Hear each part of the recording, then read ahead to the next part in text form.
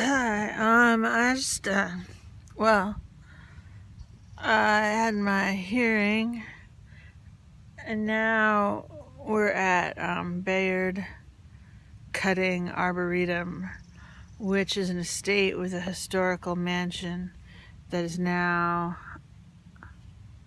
like a museum and grounds on the water, and you can have lunch there. So we came here, it's near the federal court, and this mansion.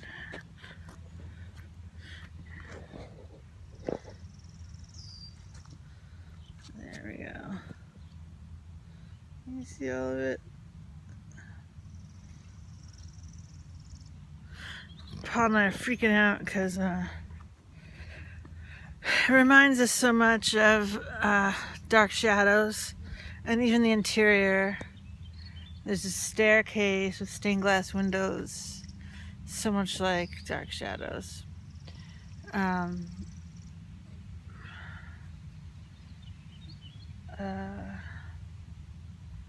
They were playing soccer on the big lawn now. I don't see where they are, but I could probably find them. I'm real tired, and I got up real early, 7:30, to prepare myself. And then, so I talked to this lawyer 2 days ago, and I think I told you about that. At the end, I was like, how will you find each other? He's like, I'll find you. I was like, okay.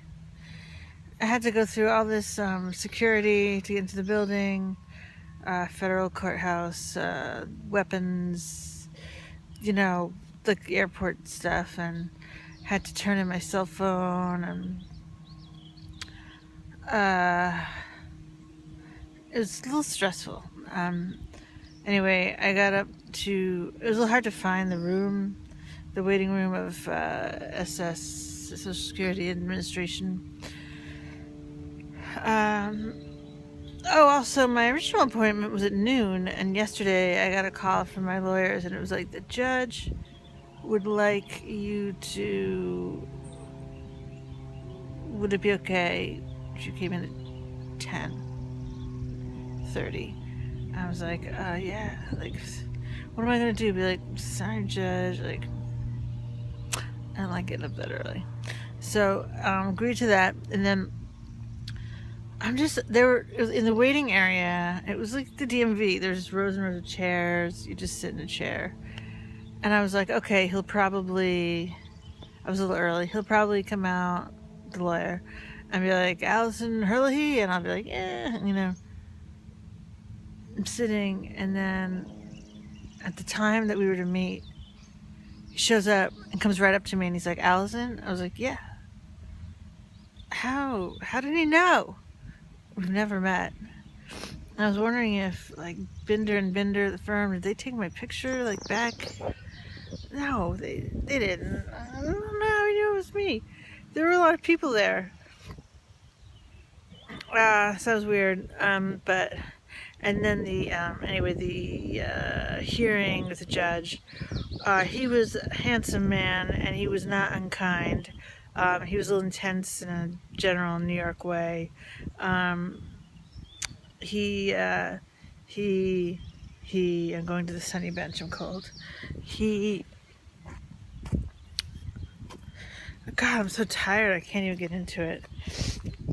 He was like, it was all about, like, proving that I can't work, not. So we went through, like, all my job history for the past 15 years and how I fucked it up. We talked about my suicidal attempts and thoughts, and if I can do housework, if when I'm depressed, can I get out of bed? And it's like depressing to even think about. But I got into like really ghoulish details. And I don't feel like repeating, but it's nothing you don't know. And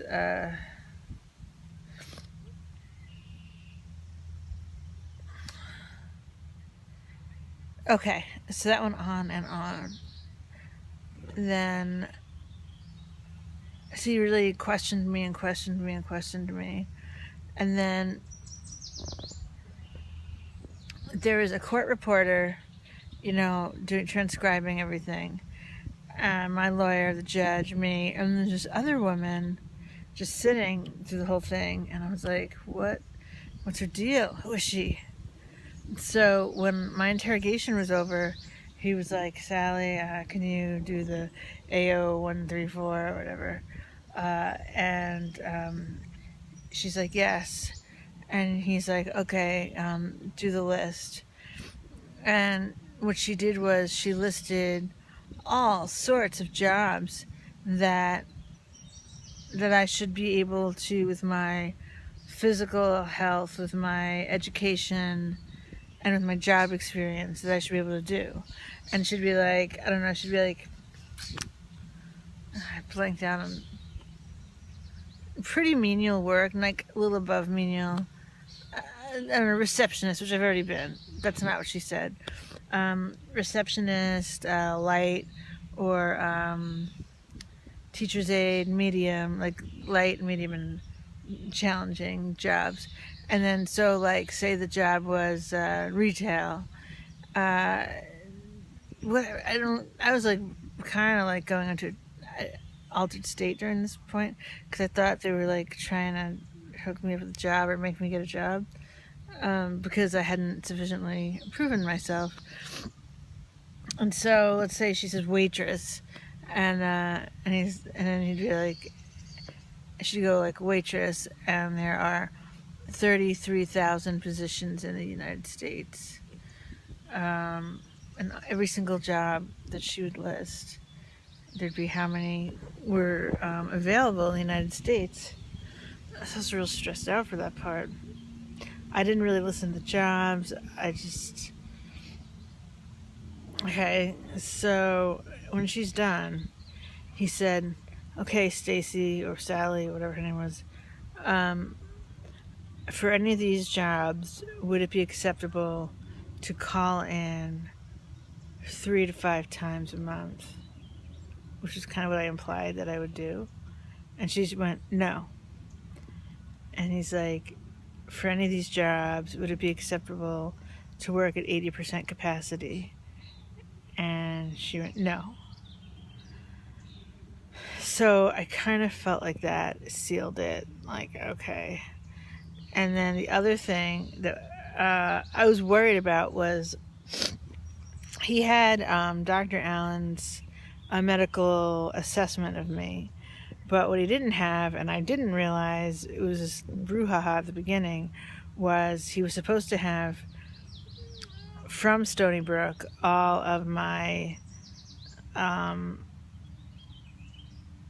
medical treatment, everything I've been on the whole time I've been seeing him. And Stony Brook was supposed to send that to Binder and Binder, and it hasn't arrived. They say it's in the mail. So I was like, fucking Stony Brook or fucking Binder and Binder, someone fucked up. And I was like, I'm gonna call Binder and Binder, and I'm gonna get Stony Brook, and I'm gonna get this shit and hand deliver it to my lawyer. Because judge was like, we need that, or that's like a pretty crucial document. And then toward the very end, he was like, all right, he's like, about the medical treatment record, he's like, I am going to request that. I want to see it. I have the leeway to not request it, to base my decision on what we've seen and heard today, but I want to see it.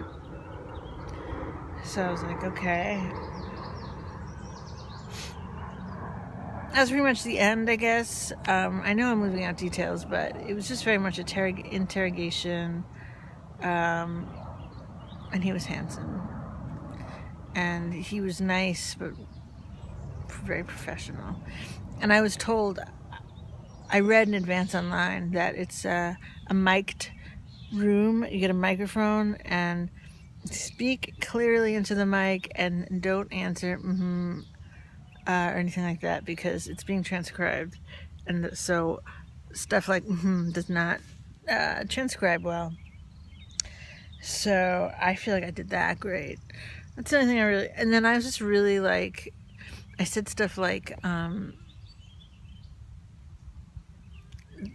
poignant things. I was like, I wish that I could work at least part-time and contribute to my family's income. I'm often very depressed and distressed that I'm unable to do so. The last time I tried to, I could not, and many times before I could not. So I feel a lot of overwhelming guilt and shame and anxiety about that. Whatever. So I got to say stuff like that. They said, you have a past suicide attempt.